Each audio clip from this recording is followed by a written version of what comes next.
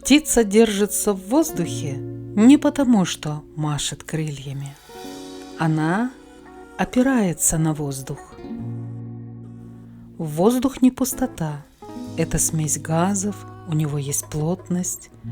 Он может давить и держать.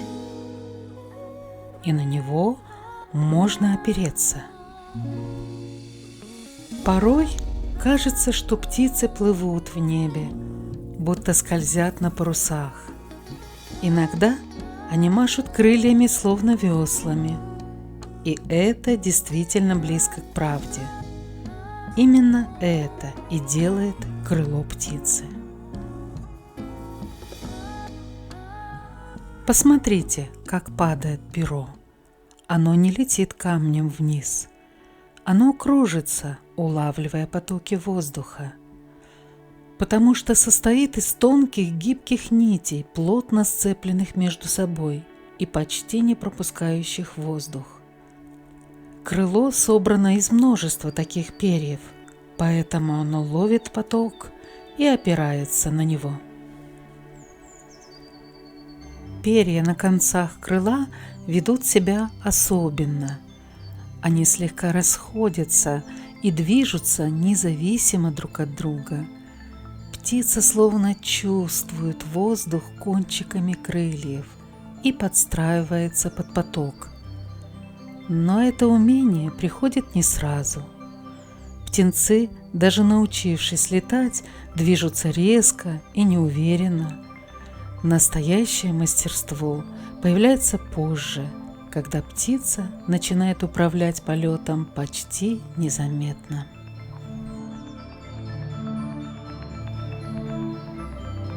Крыло – это инструмент, за которым нужно ухаживать. Птицы постоянно чистят перья. Это не привычка, это необходимость. Перья должны быть легкими, ровными и плотно сцепленными. Если они загрязняются, воздух идет иначе, полет становится тяжелее.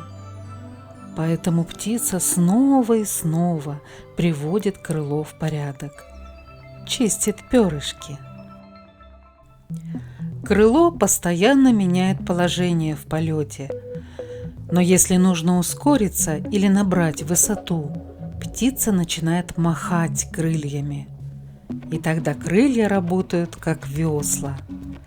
Каждый взмах дает толчок.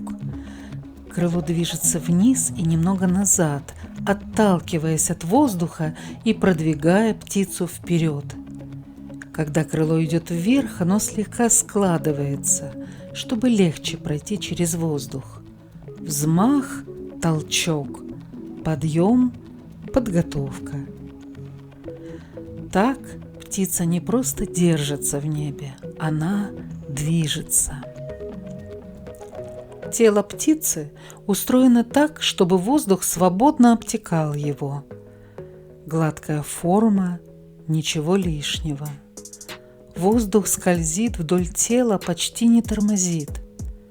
Поэтому птица тратит меньше сил и может лететь далеко. Она проходит сквозь воздух мягко и точно. Некоторые хищные птицы складывают крылья и стремительно падают вниз во время охоты. Морские птицы так входят в воду, преследуя рыбу. Воздух постоянно движется, поднимается, опускается, течет. А над морем это все становится сильнее, потоки мощнее, ветер резче. И птицы используют это. Птица не борется с ветром. Она ищет плотный поток воздуха и ложится на него. Крылья лишь помогают выбрать поток и ускорить движение. Она расправляет крылья, как парус, и ловит ветер. Скользит над его волнами, поднимается и опускается вместе с потоками, почти не машет крыльями. Иногда это похоже на танец. точный, быстрый, почти без усилий. Потому что птица не борется с ветром, она использует его силу. И тогда происходит почти чудо. Летит не птица, ее несет воздух.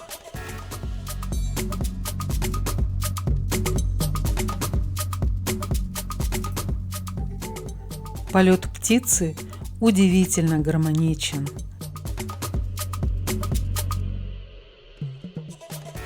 Крыло дает опору, взмах – движение, форма тела облегчает полет, а ветер может подхватить и нести. Все работает вместе.